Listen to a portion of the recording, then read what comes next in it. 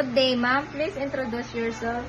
Hello, ma'am and sir. My name is Mila El Salveron, 35 years old, married, with 2 kids, ages 13 years old and 6 years old. I am high school graduate. Please describe yourself. I'm a hardworking, honest, trustworthy, and responsible person.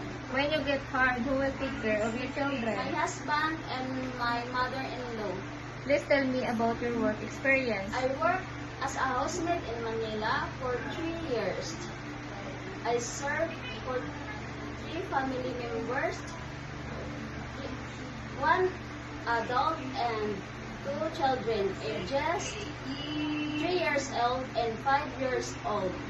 My main duty is taking care of the children, cooking, cleaning, ironing, and marketing. And also, I am a teacher, daycare teacher aide from 2005 until now.